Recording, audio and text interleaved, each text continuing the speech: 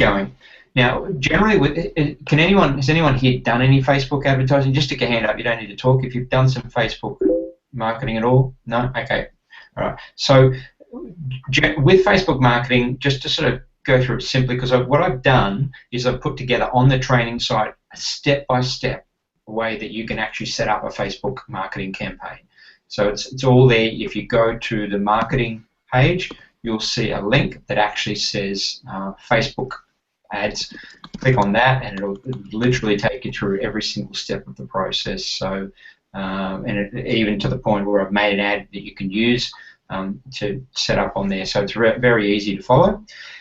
Now, with your Facebook ad, basically what you're doing is you're putting an ad up there that appeals to people who are going to want to learn guitar, but there's something here that sometimes gets missed, and when I look at most Facebook ads that guitar teachers do, what they do is a typical ad that they'll put up is something like, guitar lessons at wherever, St Albans, and beginners welcome, sign up today, and someone looks at that ad and goes, okay, I live in that area, I'm interested, I want to join, and so they click on the ad, or they go and have a look at the page, and then they look at it and the page looks confusing. It doesn't really match what the ad said. It's got stuff about the guy's music career, how he plays in some band, and how you can download some of his tracks or go to his YouTube videos about how cool he is as a musician, and all this other stuff that doesn't actually match up. And that's the first big mistake they make, is the website does not match what people are looking for. The thing about the internet is people's attention is very short. It doesn't last. Very quickly, they get diverted off into something else. And so if your website has too much information, which is, by the way, 99.99% of websites have too much information. They literally think that when they get you there, they think of a website like a shop, where when you arrive there, they want to sell you as much stuff as possible by giving you a range of 50,000 items. Then bang, they think you're at Coles, but or in what's it called, Tesco's in the UK. But the reality is it's not like that. People are very narrow focused, and so when they go there, they want to see one thing, and they want the one thing that they see to relate to what they've asked for. So what they've clicked on. So the ad says guitar lessons in St Albans. When they go to the website, what they want to see is guitar lessons in St Albans. They want it to match. So that's your first clue there, is that it matches up with it. So you think about your own experience. If you see an ad for, say, a new album of your favorite band, and you click on that there, and I've had this happen. You'll see an ad because they know you, they track you. Amazon and all those websites, they track you, they know what you like. So you see this ad that says something like, Steve Lukather's latest album is out now. So you click on it, and you end up on this website that wants you to sign up for a whole bunch of stuff that's nothing to do with Lukather. You can't see anything on the website about Lukather. It's just a website selling everything from records to books to subscriptions to all this stuff, and you're thinking, what does this have to do with that album that I was looking for? And then you just click off the website. So clue number one is to make sure, or tip number one is to make sure that the website is consistent with the ad. The second thing is that on the website itself, you need to make sure that you're capturing the details of the person. And this again is a big mistake, where when a lot of advertisers, a lot of Facebook advertisers run the ad, you go to the website and they're trying to sell you something instantly. And this is the difference that the online world is all about, which kind of changes the paradigm, if you like, or the thinking to traditional shopping. When we do traditional shopping, what tends to happen is that we walk into a shop and there's someone there to talk to us who can actually help us through the process of finding what we want. You think about the days of going to a shop when you would walk into, say, a big electronic shop or a big stationery shop or a big hardware shop, and you would ask for what you wanted to someone who was working there. So I need this, I need a hammer, I need a nail, blah, blah, blah. They go, it's in aisle 15, down here, I'll show you the way, sir, and off you go. Whereas online, it doesn't work like that. People go to your website, if they don't find instantly what they're looking for, as I already said, they will go off your website.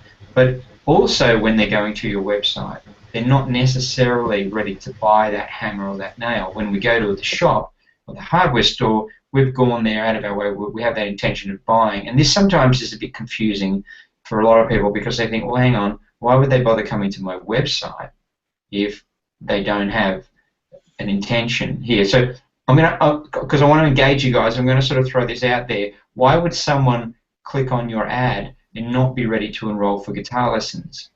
If you have a clue, put your hand up. Okay, Ben. I think part of it is just, it's so easy. It's literally a click. Yeah. It's not picking up the phone. It's not walking to the hardware store or whatever. It's literally click, which we must click thousands of times a day now. We're all on the net or on your phone, whatever, constantly. So it's easy just to go bump. Yeah, exactly. I'll have a little look. Oh, I wonder what they are offering, and you click through, and you might not have any intention, but you have a little look because it's easy to do. Perfect, perfect. It's the classic cliche: easy come, easy go.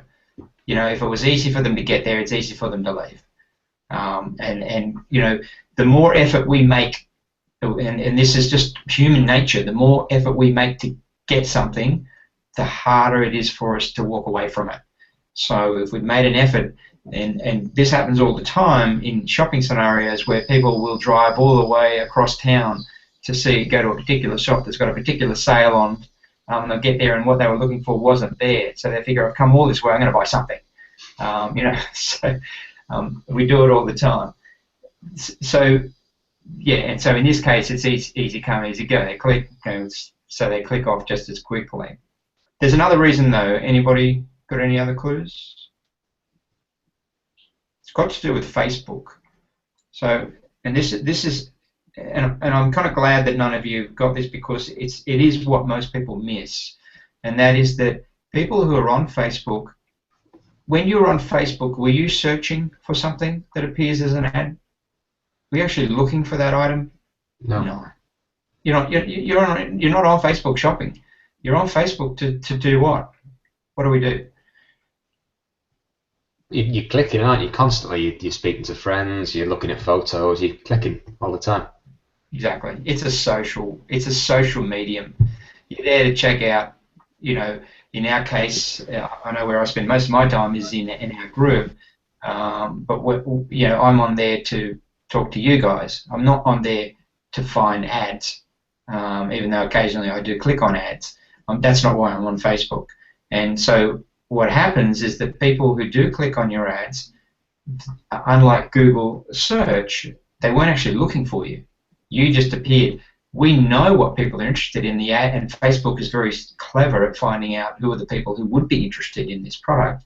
So even though the people who do click on your ad are interested in your product most of the time, but they're not interested necessarily in buying there and then. That's not why they didn't click on your ad with this. They're not in the buy mode.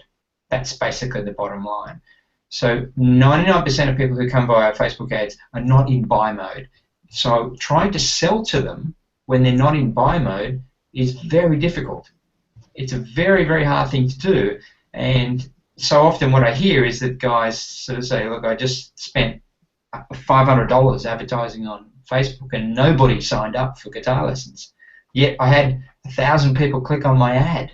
You know, what's going on? And the answer is simple. They're not in buy mode.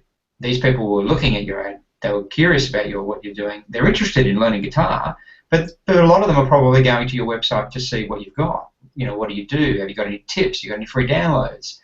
Is there any videos on there? You know, there was something about your ad that captured their attention.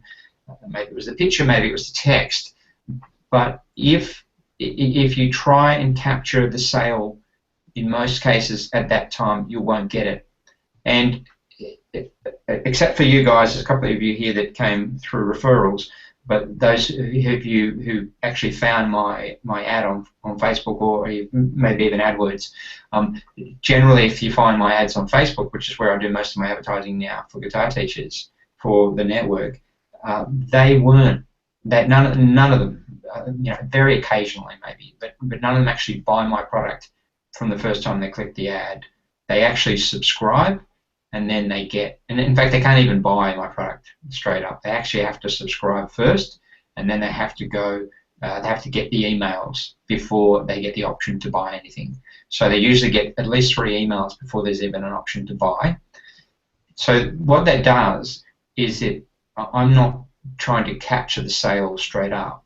I'm not advertising myself as, hey, buy something from me right here and now the first time you meet me. And what I'm doing, you know, again, I go back to this scenario because, especially we're guys here, we understand this. Is that, you know, if you're dating or trying to meet a girl, really, you know, the best thing you can hope for is to get a phone number. In most cases, the first time you meet her, if she has no idea who you are, you're a complete stranger. The best you're going to do is get her phone number and email address, and then you can follow up, and maybe if you make a connection, then you might get another follow-up date.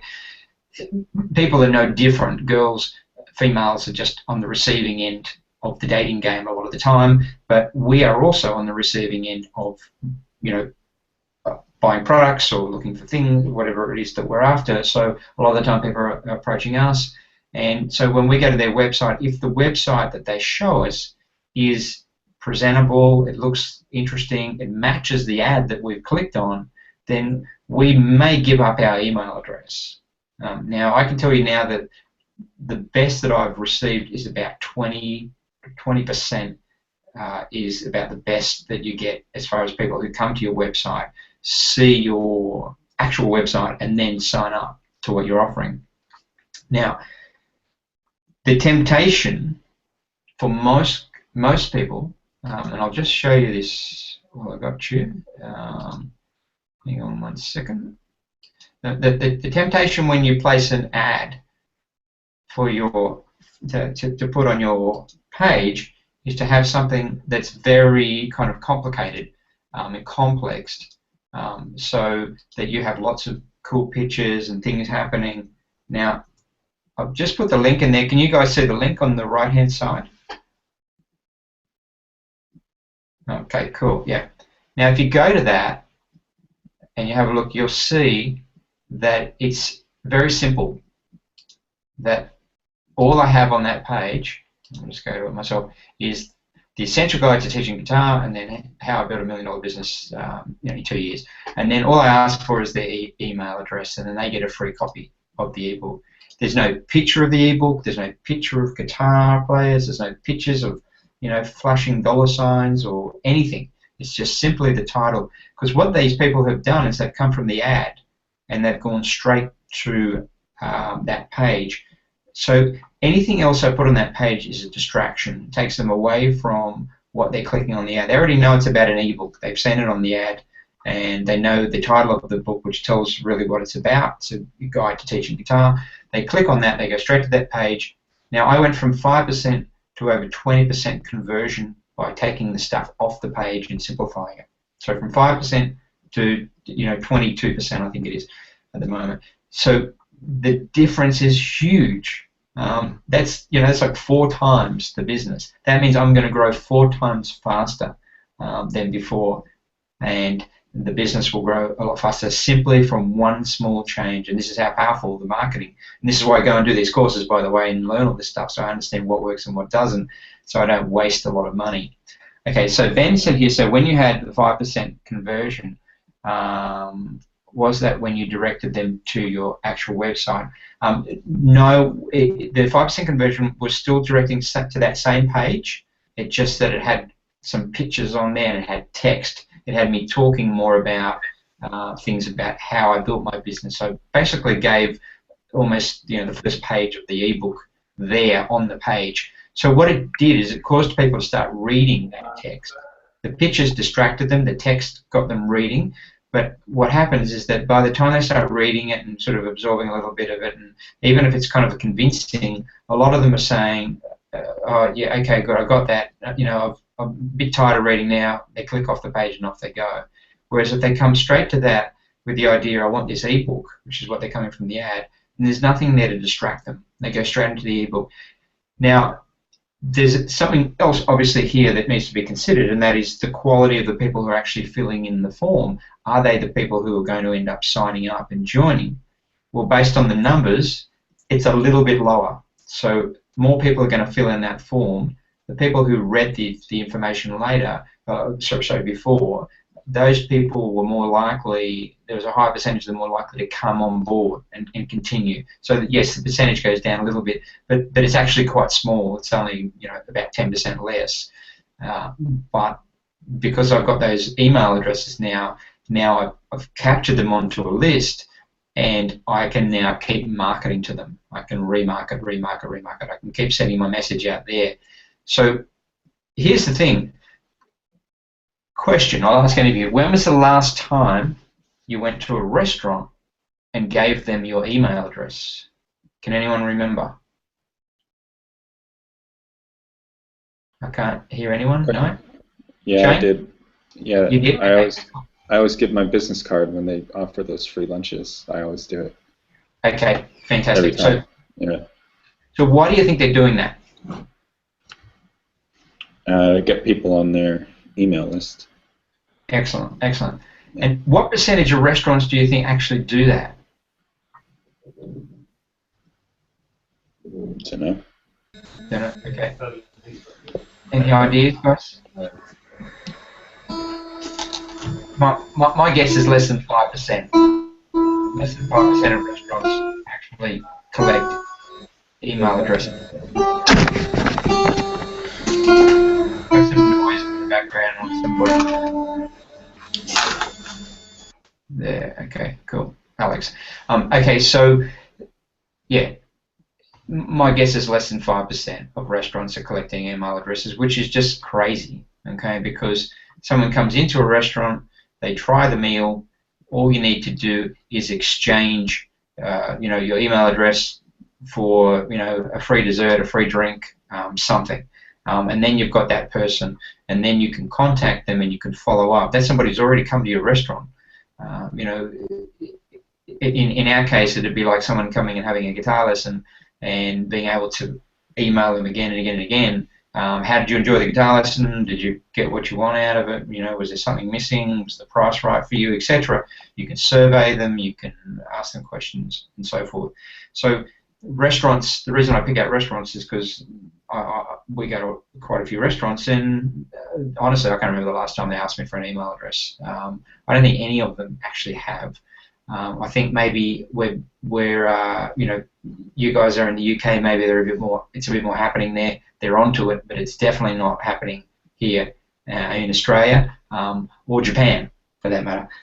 There were some establishments in Japan where they actually ask you to basically fill in a form in some cases where they give you the option, but it's still surprising how many businesses. Just think about businesses generally. How many businesses do you walk into that they ask you for your email address?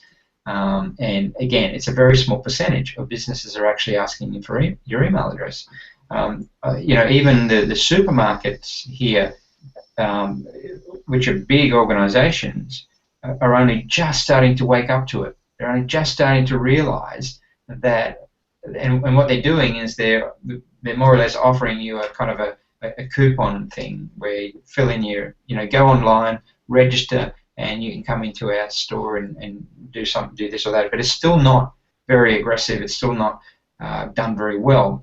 So here, the reason I'm making this point is that capturing email addresses is really going to be where everybody's going. That's where the businesses in the next 10 years are going to be winning. Those businesses who've basically captured more of their email addresses, because their email addresses are really what connect you. Because here's the next thing, is that the email list that you collect can then be imported into Facebook and used to market to those people.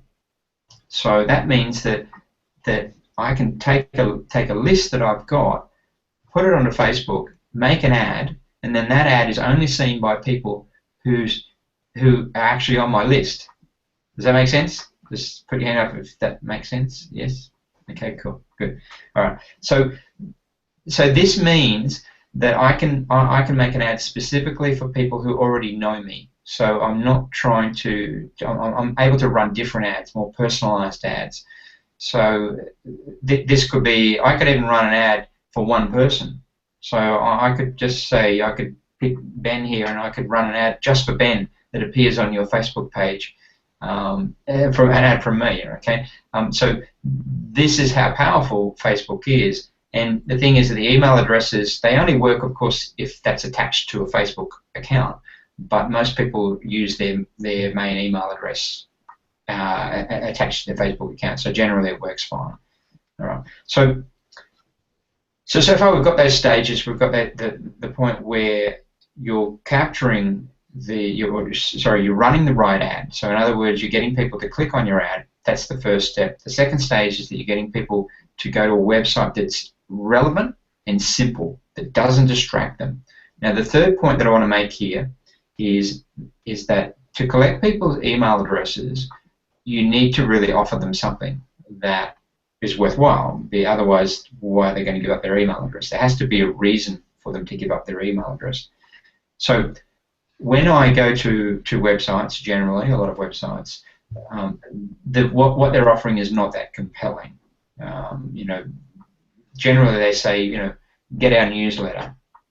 What's a newsletter? Or why would I want your newsletter? It doesn't mean anything to me to get your newsletter. In fact, I get enough junk mail, I don't need any more.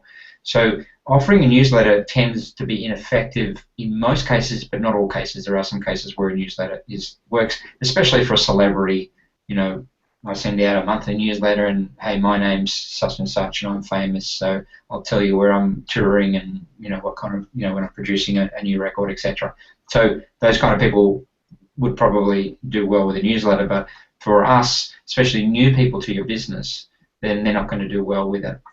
What you're going to do well with is giving them a sample of what you do, giving them something that gets them started, and that's where the G4 Guitar method works, because people who sign up off our website, we get about 10% of visitors. It's actually it's a bit more than that. It's about 30% of visitors sign up to the G4 Guitar method, and out of that, quite a few of them buy it as well online. So what happens is they get the sample, and this is what we call the funnel. Maybe you guys are familiar with the funnel. You start at the top, basically getting people coming in from everywhere, and as they're filtering down to the funnel, you get to the point where they buy. And then they're first-time buyers and the long-time buyers. So in the case of you guys, what you're trying to do is you're getting lots of people into the funnel. So you're getting them to click on your ad and fill in the form. They go on to your list, and they go on to, hopefully, an autoresponder. That autoresponder then sends them a series of emails, which keeps reminding them about you and your product. Where they say, hey, I want to sign up for lessons. And some people will happen after seeing your webpage one time, but other people will see after seeing your ad twice. And I think we've got Dave. Is that you, David? I think there's a bit of background noise. Just make sure you mute your. Yeah, great. So the idea is that what you're trying to do is get the people through the stages each time and track them. Now this is a lot of work. I can assure you it's a lot of work, because it's taken me quite a few years to get the funnel right. It's still not perfect, and there's still improvements and things keep changing. So part of what being with G4 is about making that easy for you. That's where you guys who run the franchise, you have websites, G4 websites that I've set up for you, which have a link that goes straight to the G4 Guitar website where they can actually fill in the form and get. So the idea is that they go from your ad to the website that I've created for you. From that website, they will see a banner which says they can sign up for the 5-week intro, because that's what your ad should really say. Your ad should say 5-week intro, in your case £59, and that way they sign up for the intro. Hopefully you'll get some, because that's what your ad says, and that the website matches that. It's also from the people that come from the flyers. If they then see on the website along the bottom of the banner it says get a free copy of the G4 Guitar method, they click on that, they go straight to the G4 website, which is very simple, the same as what I just showed you, and on there they can fill in the form, and then they can get a free copy of the G4 Guitar method, which is what 99.9% of guitar teachers don't do. They don't actually offer a sample of what they use to teach with. So when people go to their website, there's no reason for them to fill in a form. The only reason if they go to their website, the only thing that they're probably going to do is contact the teacher by, either by phone or email to inquire about lessons. And often there's a form on there. I'll give you a quick tip about forms, and you can have a look at this. You'll see it everywhere. Where, again, guitar teachers, because I look at the websites all the time. Every time a guitar teacher inquires, I say, have you got a website? And then I look at their website so I can see the things that need to be fixed.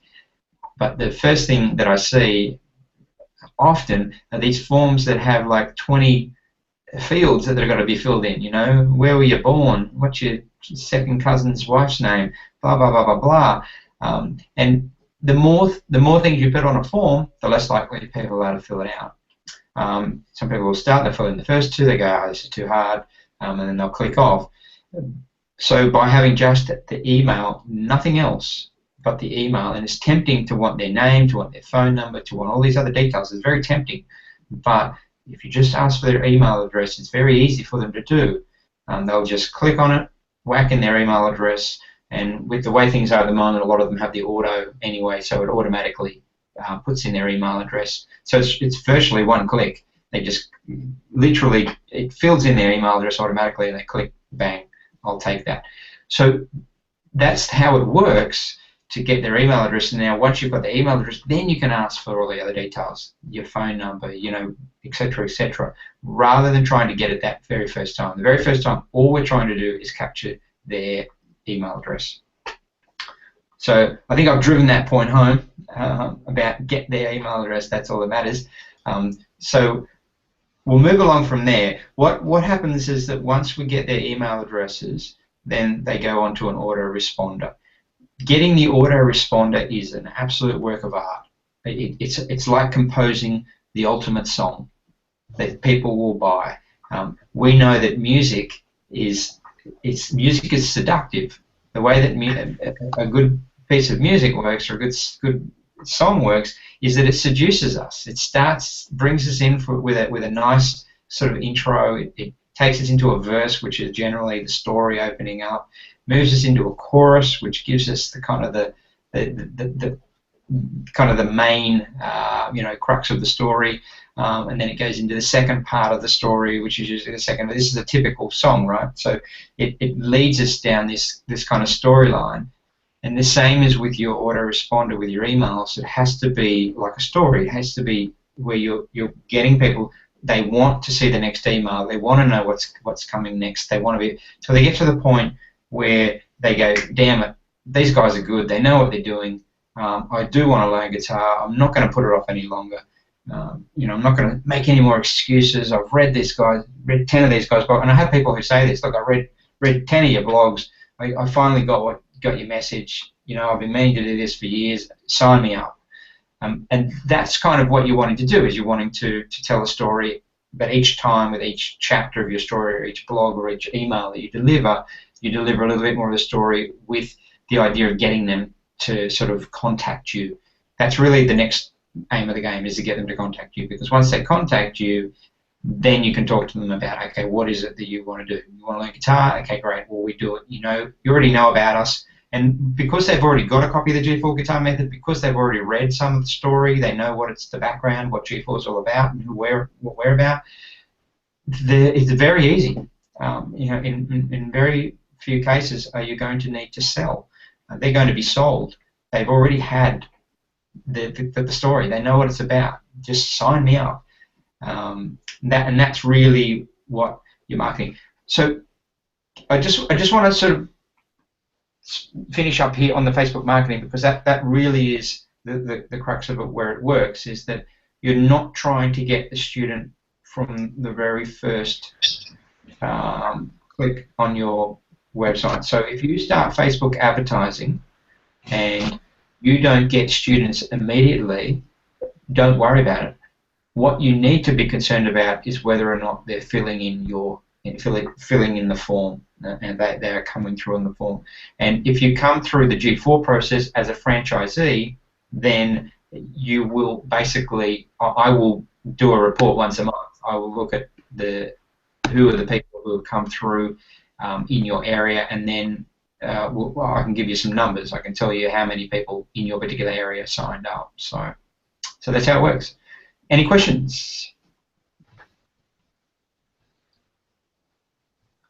Yep. David, I can't hear you because your mic's muted. There we go. I know you passed me some statistics on through the AdWords campaign. Yeah. Well, I was unsure what type. I know because they've signed up through the G4, and I was going to do some like follow-up emails. I was unsure what I should. Kind of lost you there. Say it again, Dave. You unsure? Oh, looks like we've lost Dave. I think he's probably saying he's unsure of what to put in the emails, is my guess. I'll just wait till he comes back there. But I've just got Ben Arcadi has put here, just to check, when using this free method strategy, can you ensure there's no chance of current students seeing the advert? If you've told your recently converted inquiry that the $99 special includes the method valued at $80, I think it was, they might be happy to find out. Okay, Ben, it only actually includes a sample of the method. It doesn't include the whole package. The complete kit is what your students get, and it's what they get when they purchase. So, yeah, if you ever have a student say, hang on, I saw you giving away the method for free on the website, say, no, that's only the first part. That's not the whole complete method. So yeah, so that answers that question. Alex said, I wouldn't worry. Most people understand the notion of having so yeah, which is true. Most people aren't that concerned. Look, sometimes, you've seen yourself where sales are run. You'll go into a shop and you bought something last week for $100, and today it's on special for $40. That's just the way it is. That's the way things work. So again, don't worry too much about that.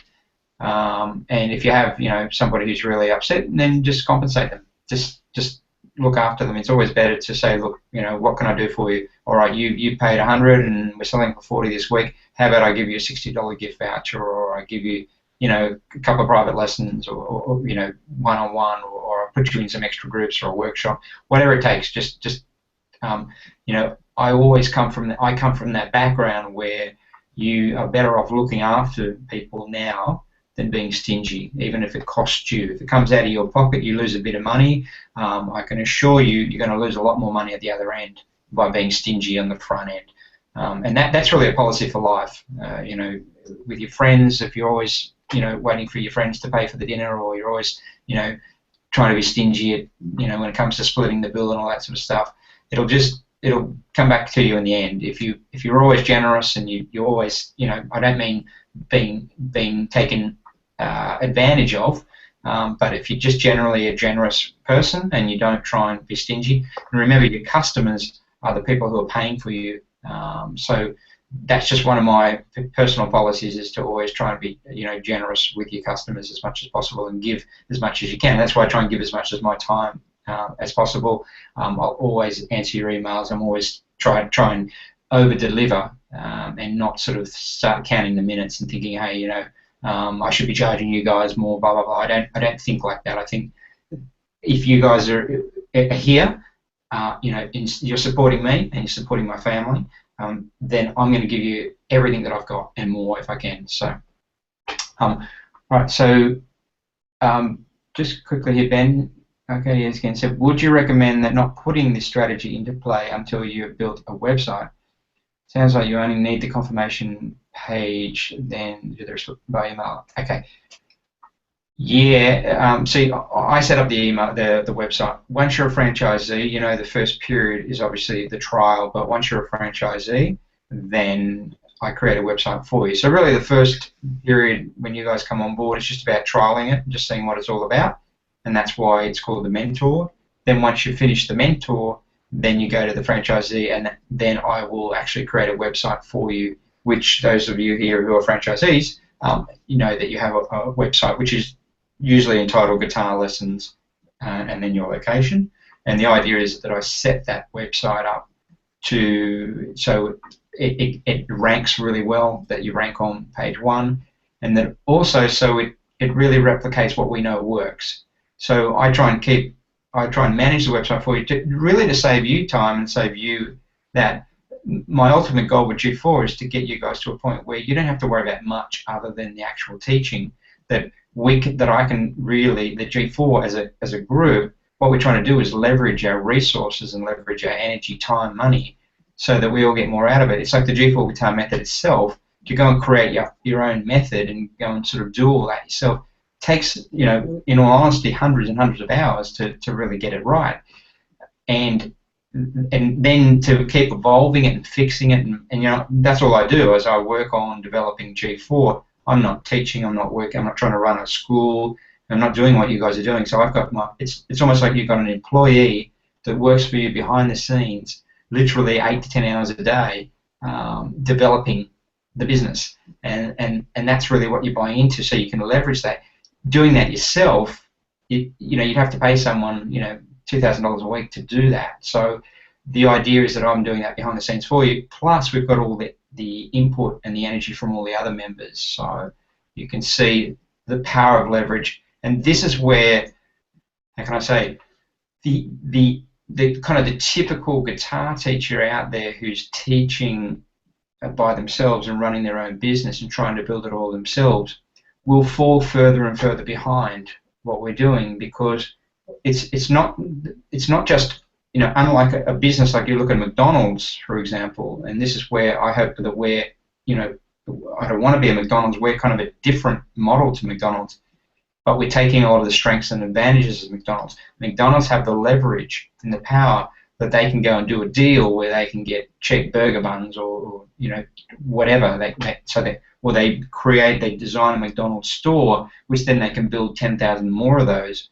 So the design might have cost them $1 million to design, but they can just keep using that design and spread out over 10,000 stores. That design becomes worth $10 a store. So it's very cheap for them to do it, so they leverage it. We're doing that. We've got those advantages of leveraging size, but we don't have the employee thing. What we do is we have a group of guys who are highly motivated, and you know, you guys who are thinking, learning, contributing, giving back. So we're building, you know, in a sense, that's why I call it the network, is that it's almost like the internet where everybody's contributing and we're building and growing. And, you know, Ben Arcady, just over this last couple of weeks, has been amazing. He's just been going right through the G4 method, and I don't know if you guys even realized, but he's finding the smallest of mistakes that are in the method. It could be where, you know, apostrophes are missing, or gaps in the words, or you know, slightly missing words or something. So he's gone right through it with a fine-tooth comb, and so we've been able to correct all that thanks to Ben, which is, you know, he's just done that off his own bat, which is fantastic. And that's, each of you are doing something of that nature where you're giving back. You're giving me statistics, you're giving me data that I can use to feedback across the network. This is working, that's not working, etc., etc. Make sense? All good? Yep. All right. So, David, if you're going to drop out, you can type your message in, your question, if you like. So feel free to type your message into the side. Okay, what about here? Okay, leveraging for sure takes 10 times as long. Your own backroom menu, David. Okay. Plus, our product enriches people's lives quite a bit more than McDonald's does. Exactly. Well, you know, I guess, and I think you guys probably share it, and that's why we sort of come together, because like attracts like. But my mission really is to get people, you know, especially kids, and that's where I kind of have the affinity with, is that learning music really, I think, is something that gets kids away from getting locked into things like playing games or, you know, video games and things like that. Learning a musical instrument, I think if kids learn a musical instrument, they at least have an option. They know that there's other ways to spend their time than sitting on games or PlayStations, etc. And that's one of the things that I'm passionate about, is getting kids to learn musical instruments rather than getting too stuck into the internet game world or the cyber world. And you know, I don't know if you guys are aware, but child abuse is very much on the rise, and it's a big problem around the world, not just in developed countries, but even in underdeveloped countries now. And getting kids onto a musical instrument, getting them to be social in the real world, so that they're actually, you know, playing music is very social. And I don't know if some of you guys saw that study. It was very interesting. But where guitarists actually have a different brain, where the brain develops in a different way because of the way that we think and behave. So I know that a lot of my youth was, without going into the details, I was in an area of Sydney which wasn't the best. A lot of guys got into crime and drugs and all sorts of stuff. But it was really the music that kept me away from that stuff, because it gave me something different to focus on. And I socialized with people who were into music, and it was just a different, it gave me a different avenue to spend my time. Now, we've done that. Okay, Alex says here, yeah, that's certainly where my passion for this comes from, and breeding a new generation of rock stars. Beautiful. Okay, so I'll now open up to question time. We've pretty well covered that. So did anyone want to ask any questions? Yeah, can I ask? Yes, Shane. I just want to sort of make sure I understand the flow of what's supposed to be happening. So essentially you have a Facebook ad, and they click on it, and they go to the local guitar lessons website, and then they click on the G4 thing, sign up, and then so that email ends up going to you. Is that right? That's correct. Yeah. So what happens after that? Like, what sort of action are we supposed to take after that happens? Okay. Do you send us their emails, or do they just contact us because they've been looking at the method? Generally, what will happen is that they will go through. They'll get a series of emails. They'll get emails for the next 12 months. Okay. And even beyond, because I might add more emails. But the idea is that in the beginning they get quite a lot of emails. They'll almost get an email every second day for the first couple of weeks, and then those emails are coming from you. They're coming from me, yeah, in the term of an autoresponder. So they're automatically set up to be delivered each time. Now the idea is that the email delivers them, small messages. It might sort of head them towards popular blogs, and that's part of the thing, is I know which blogs are more popular than others, so then I can redirect people to those blogs. And then what happens is on the end of each blog there's a link for them on the blog to go back to the website, the G4 website, where it's got a list of all our franchisees, and then they can then contact you guys directly from there. So it's kind of like a loop. As they come in from your website, they go to the G4 website, subscribe, and then from there they get the emails, which send them back to the main G4 website, which has links to your websites. So what happens is that as they're getting the messages, what we're trying to do is get them to the point where they go, all right, I want a teacher, I'm ready for a teacher. Because hopefully, in reality, the ones who click those Facebook ads, they're in your area and they've come from your ad. And the ad, if it's done in the sense that I'm talking about, is that they've been interested in actually signing up for lessons. They've been at least a little bit curious. So by keeping them in the loop, when they're ready, then they will be able to click on it. And it's a bit like, if you go to TV ads and you see an ad that says something like, half price, bass guitars this weekend at, wherever. And you saw the ad and you thought, oh damn, I didn't get a chance to write that place down. Where was that place? You missed the ad. So, but then in the next ad break, the ad comes again. There's that ad, quick, grab my pen, I'll write it down. So because the ad comes again, then you've got a second chance at it. And that's what happens with emails. But emails are even better because people can often look up their old emails as well. It's easy to go back and find. So the idea is that as the email comes through, then they get, and also we're doing things like encouraging them to join our Facebook group as well. Whether it be the Learn Guitar or whether it be our Facebook page, and on there they get things through Facebook feed. But then I can actually extract the email addresses from your area and send them to you. So it's a thing where once a month, if you've got it set up, if you're doing this and you want to know if there's any emails that have come through, then let me know, and then I will actually do that and I'll send them through I'll just have a look at it and I'll extract it and send it through to you. So, Cool. yep. All right. Great. What sort of like prices are we looking at for setting up an ad on Facebook? You should. It costs you about, because you can pay as little as you like. So the recommendation that I do is say $5 a day, and then for your $5 a day of advertising, then what you should get is anywhere from 5. Well, you could get 3 to 10 clicks. Let's say you could be paying anywhere from $1 something up to from less than $1. Let's say 50 cents a click up to $2 a click, maybe even more sometimes.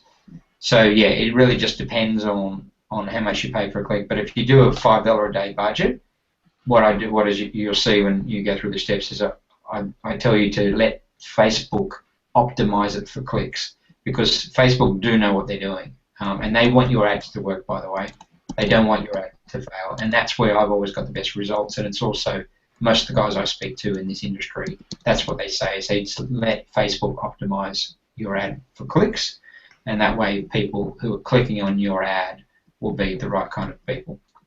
So and when they go from your ad, if your ad says £59 for 5 lessons, and they go to your page, the first thing that they will see on a franchisee page, which is what we'll set up once you get to that stage, is that it'll have a big banner with that particular ad on it, and that'll be it'll say £59 for 5 weeks. Enroll now, with your contact details there. We do want them to try and act there and then off the basis of your ad, but then having that second tier of get a free copy of the G4 Guitar Method, they click on that, they go to the G4 website, and then they subscribe and get the method, and then they're in the loop. That's really, in this case, the second tier, because your local advertising, you do want to try and capture their inquiry straight away if you can, but you want to also have that option where they go and fill in the form. All right. Any other questions? No problem. Thanks, Shane. Good question. Okay, all right. Okay, Ben has a couple of things here. What's he got? Okay, thanks on it. All right, I think I've just finished going through the audios and giving them the iTunes information ID tag, I think that it's called. Now they're alphabetically by date and grouped into albums, marketing, and miscellaneous. Okay, good job. That's something that I guess it'd be great to do, is to have them more organized like that. Can you guys still hear me? It seems to have frozen. Yep. Okay, David, you guys just put your thumb up if you can hear me. I just want to make sure that I'm still being heard. Yep. Yep. Okay, David can hear me. Okay, and Ben said here, David, I'll probably send you an email because you're running out of time, but I'd like to know where I should start building my online presence. If I'm starting from absolutely nothing, I have a Facebook page, but I haven't done anything with it, treating it. Don't worry. Okay.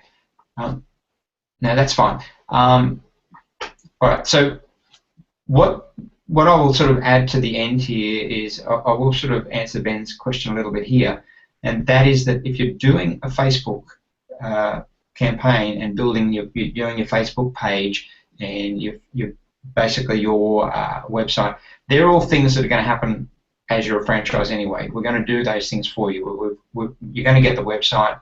The Facebook page is very simple to set up, and you can put your own background or you can use one of ours. I can set the Facebook page up for you if you want one set up, so Ben, just let me know and I'll do it for you. And as far as optimizing it is concerned, then don't worry too much about that, because you can spend a lot of time on it in the early stages where it's not really necessary. You just need it in place, and the Facebook and the website, as what we're going to do for you, and do the flyers. That's really where you should be focusing your time, is on doing the flyers, because that's what's going to. The flyers have a double effect, which is really important. The first layer of the flyers is simply this: is that when you send out the flyers, you're going to get direct response from people. People are going to see your name and phone number, and they're going to ring you and be interested in your listings. That's the first thing. The second layer are the people who will go to the website, fill in the form, and then add their details so they end up on the subscriber list, who will continue to get marketed as we go along. Now, there is a third layer to this, and that is the SEO. And that means that as people are going online and looking for G4 and typing things about G4, or actually just taking action via G4, what that amounts to is that Google start to take notice of this. So Google actually look at the information and the traffic that's coming via those flyers, and they say, well, hang on, these guys seem to be getting a lot of hits and a lot of information coming in, so therefore we're going to take them more seriously. Okay, I don't know if it looks like a few of you guys frozen. Does that all make sense to you guys? You can just type yes too if it does in the side. Yep, good. Okay, great. Okay, good. You guys can hear me. That's the main thing. All right, so this is why your flyer campaign will really give you the edge and will really create that kind of launch that you need. And as Alex pointed out here, flyering really is money in the bank. It's the long end of the business that counts. And even to this very day, the flyers that I did, you know, starting back 10 years ago, of what created the business of G4, and they're still paying off now. That we're still getting inquiries coming off the back of those flyers. I still get people in Northbridge and Lane Cove inquiring from those very early flyers. It's because the name's been put out there, the presence is out there, but the investment that pays off for you long term, don't underestimate it. If you spent the next 5 years doing flyers, then you would literally have banked $1 million or more, because it will keep coming back to you. It will pay you back for years and years and years. So, okay, David's asking a question: how long should you leave before flying in the same area? Yeah, what Alex has said, they're 3 months. You know, I don't even know what it is, because every time that we've done them, it's always been about 3 months before we've done the same area again. So I can't say that if you do it once a month, it's a problem. I don't know. I mean, the pizza places keep dropping them literally every week, so they must get some value out of them. They must see that they pay off, and they're selling $5 pizzas. You know, our students are worth thousands of dollars. So yeah, I think go wider. And if you've done sort of everywhere within 3 months that you think is a feasible area, really what you want to be looking at that point is your second location. And you know, I do want you guys to think big and not sort of think about just having one location to pay yourself a wage. Don't get locked into the idea of, I just want, you know, in case of the UK, I just want, you know, £500 a week. That's my lifestyle. That's what I need. Because if you do that, then you're just setting yourself up for a job, and it's going to be, you're going to literally be teaching for the rest of your life and into your retirement as well. Don't do that. What you want to do is you want to build a business that you can retire on in 5 years, that you can actually walk away from if you want to, that you can have 5 schools, 10 schools, whatever, because the operation is the same. If you can build one properly, you can build 10 properly. And that's really what we're talking about here. It's overcoming the problems. Each stage you will have problems. The first stage for you guys, and I'll just sum this up quickly before we finish tonight, but the first stage is really getting the students, the marketing. That's stage 1. And you guys are doing, most of you guys are doing that now. You're seeing how it works. You're seeing that by doing the flyers and by leveraging your time, getting other people to help you, build a team of 4 or 5 people to go out and do the flyers with you. You're going to build your school with students. It will happen. You can see the flyers are working. You can see the marketing's working. You can then take some of that money and pour it into Facebook marketing to then leverage even more. And that way your marketing machine is in play and your school will keep building.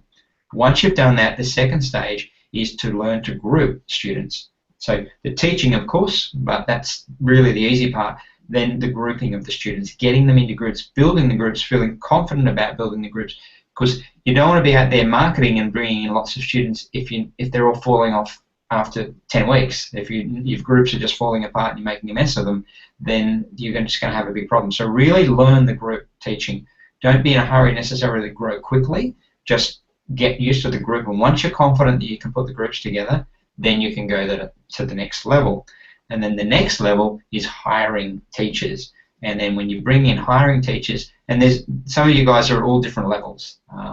And actually, I know Alex here is hiring a few people, and I've got some other guys in Sydney. So those guys are kind of a little bit further ahead of the game where they're hiring teachers. Now, when it comes to hiring teachers, there's another level of skill for you to learn, and that's again where I'm going to help you. I'm going to show you. You already can see the hiring a teacher section in the admin, where it talks about looking after your teachers and your staff, treating them like family, and really treating them like stars that they are, because then they will really look after you and they'll look after your business. And these are really the 3 stages. And the final stage, of course, is for you to step out and just be the entrepreneur. And if you can complete those 3 stages successfully, then when you open another location, it'll all go smoothly, because all you're going to do is leverage off the first location you've got.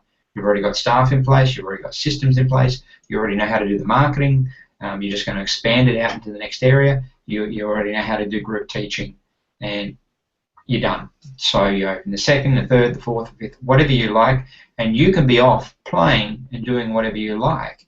I find it really interesting when I see these, I think it's, these artists who seem to have their hands in 25 different pies. They're amazing musicians and artists, but yet they still manage to build, multi-million-dollar businesses, doing all sorts of things. I see actors do it as well.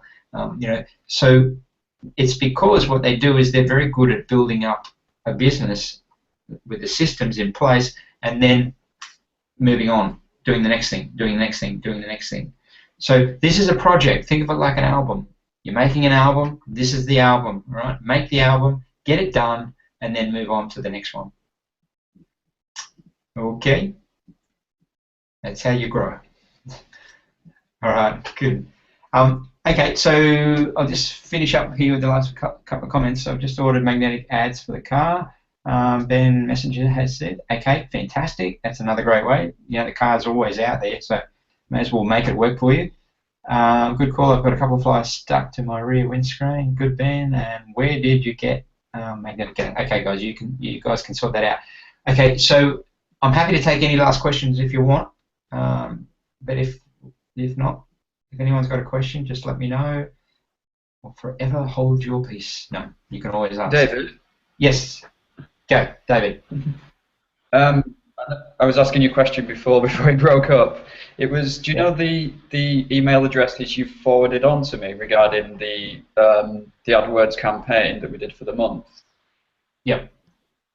What kind of titles should I be putting? Obviously, because you've gone through your email system.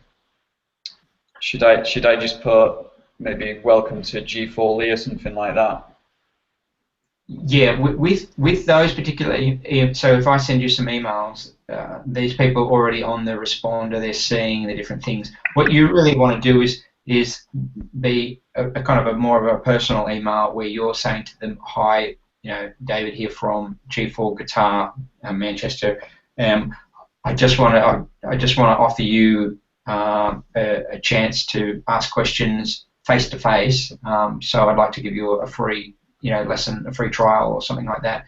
So you can start, I think, probably what I would do, the first step is just to reinforce the £59 offer and just say, I just wanted to let you know that we've got this offer running at the moment.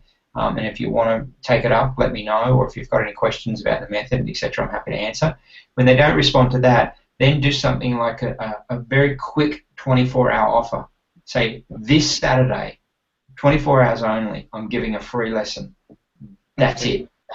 Because people are time sensitive. If it's 24 hours, then they're you guys, I don't know if you're aware, I spoke about it a couple of weeks ago where I did the G4 Guitar method. I went out 24-hour sale. You can buy it at a reduced price for 24 hours. Bang, sold over 100 copies of it in a day. Whereas normally, we sell a couple of copies, 1 or 2 copies a day, and this it was like bang, 100 in a day. And so that's what you do, and that's why open days are good as well, because they kind of build up that sort of thing. Today's the day. You got to make it happen today. If you want to take advantage of this, do it right now. Don't think about it. Don't plan it. Just do it. Make sense? Yes. Yeah. Okay, great. Yeah. So 2 things. Just number 1 is send them the £59 offer. What we need to do is do that for. Send them a 24-hour offer. Okay, cool. Alex, did you want to ask a question? I think I saw your. Yeah, I just wanted to know how long would you wait before you build, like, start a second school? Like, what would be an indicator that maybe time to begin something else as well? Sorry, I'm just James is talking less than mine. Yeah, I've got your question. What I would do is make sure that you're kind of comfortable with your first school. It's not so much about how many students you've got. It's more about being comfortable with each of the levels. In other words, you need to be comfortable, obviously, with the marketing. You know the marketing is going to work. You know that you've got a plan in place, because for your second school, it should be much easier, because you now have learnt the game. You know how the marketing works. You know what you need to do. And you can plan the time. You know the time it takes, the money it takes, etc. And that's stage 1. Is the second stage, as we talked about, is learning to group teach. You need to know that you've got that under control, that you've either got, you can do it well enough, or you've got somebody who you've trained who can do it well enough. So you've got those in place, and that's happening as well. And then the third stage is the group teaching. Sorry, is the second stage. And the third stage is hiring teachers. So you need to know that you've got, you know how to train the teachers, and that's really important, because you guys are going to have problems. Already some of you are talking to me about some problems you're having in how to, how much to pay staff, how to get them happy, et cetera, et cetera. So these are things that you need to be confident with. And I know that you're doing well with your team. I know you've got a couple of good guys working for you, which is great, which shows that you are well on the track. And so if you start looking for your second location, and I would right now, I would start looking around. I opened the second location, G4 location, after only 6 months. So I opened the first one, Northbridge, and then 6 months later I went and opened Lane Cove. And I had about 80 students at Northbridge when I opened Lane Cove. But I knew where it was going. There was no question. It was well on the way. But the only reason I jumped into Lane Cove so quickly is because it came up. I saw the location. And I knew we already had students that were interested in that area. And there was a good location. So what you're doing is you're looking for the right location. Look around, and when you see a spot, it's at a good price. You know it'll work because you already run the formula. So that's how I'd answer that question. Okay, was 80 students close to full, or was Lane? No, Ben, Northbridge ended up with 250 students at its peak. And with group students you can fit a lot of students in. With Lane Cove, it ended up at a bit over 100 students because it was only one small room, so we couldn't really, we didn't even have a waiting room there, we just had one room, so people would have to sit in there as well. So, but the Northbridge, we ended up going from, it was 2 rooms down the back to where we moved up to the front to a bigger space, which Alex would remember, where we had 2 big rooms plus the waiting room. And so we're able to run, 2 teachers simultaneously.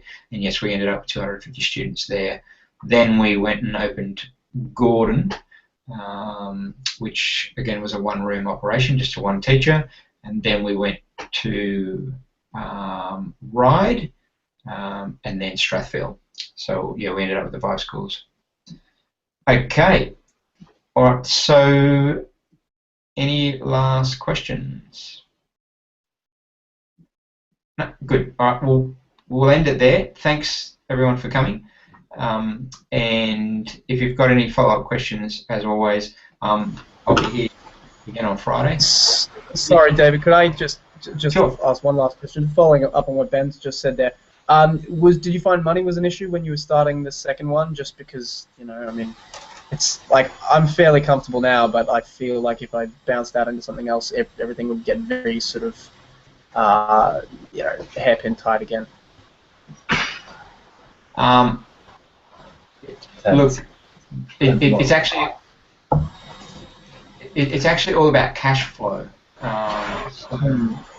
Yeah, and the students were pouring in, and I just want you guys to keep in mind that at its peak we were getting 10 students a day enrolling. Right, 10 students a day were inquiring and enrolling. It was going crazy. So the problem I had, as you may recall, was finding teachers. It was the students were not a problem, and that's because of the viral effect of group teaching. And okay, it probably had a little bit to do with me and the way that I taught, and that I created that kind of ambience and that buzz. But that's really, that happens. You get to this tipping point where people are excited, they're telling their friends, they're inviting their friends, and it all starts to really happen.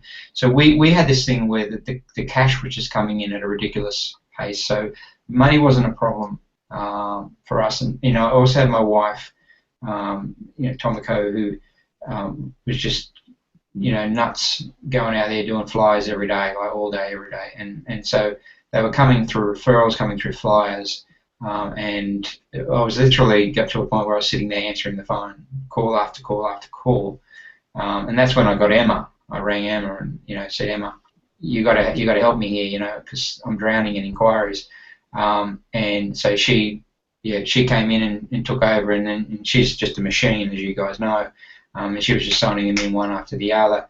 And we literally had to stop because we didn't have enough teachers. We couldn't find enough teachers.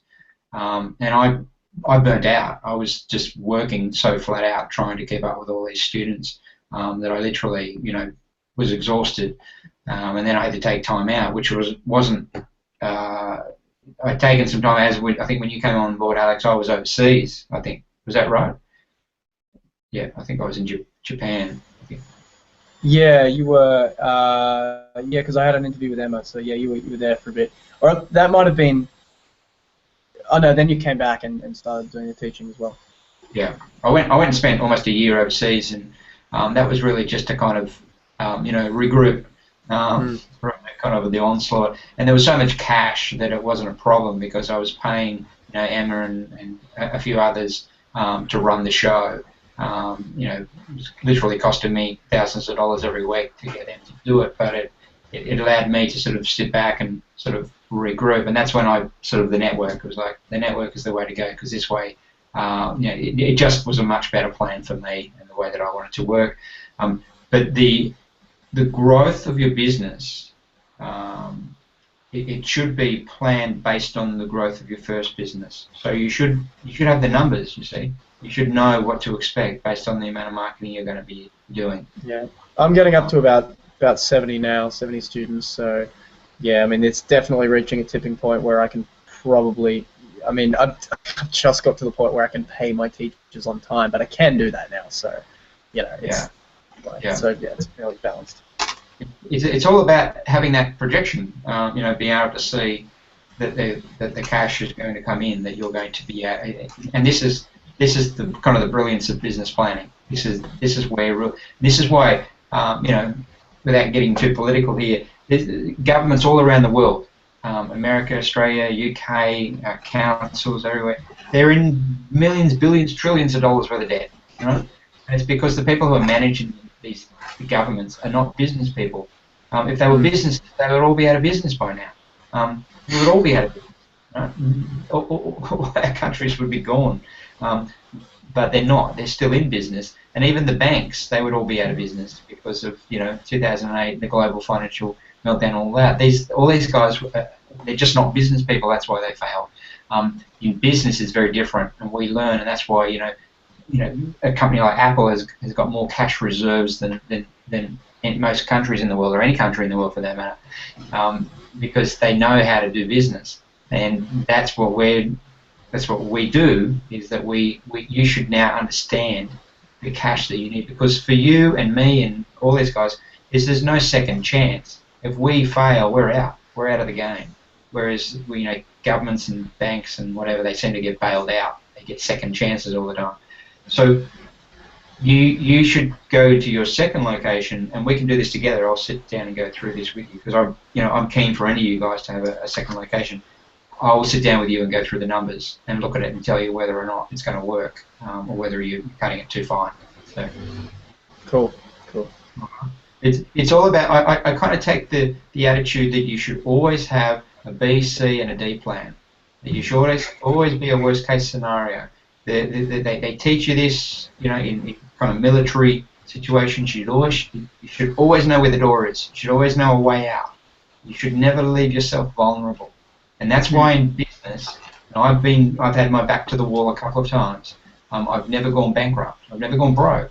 And I've had everything on the line several times. But I've never gone broke, and it's because I've always had plans. I've always had backups. I look at the worst case. How am I going to get myself out of this situation? If I end up in 100 grand's worth of debt tomorrow, how am I going to get out of it? Where's that money going to come from? How am I going to pay it off? So that's the scenario that I have. All right. So always have a backup plan. I think it was Donald Trump who said that he always played the worst case scenario. In any business venture that he went into, he always looked at worst case scenario. What is it that he would need to do? Okay. I'll just hang on. Ben's gone because a lot of I bet you had some mixed feelings about Emma booking in more students than she had inquiries. Be successful for your own good. Well, yeah, more students than teachers. Yeah, or more spaces we had. Yes, that was true, Ben. It was hard because finding the teachers was the tough one, and that's. But it was all for a good cause. It was in business you tend to find you tend to grow to your level of competency, and that was really where it was for us at that point. So. All right, we'll finish it up there, and I'll be again here on Friday for a different session, answering some very different questions. So any of you guys who want to come along on Friday, I'll look forward to seeing you there. Cool. All right, guys. I'll organise some sort of meeting thing with you and me at some point too. So yeah, that'd be good. Excellent. Cool. All right. Thanks, Alex. All right. Thanks, See you guys. All right. Thanks, Ben. See you guys. Bye bye.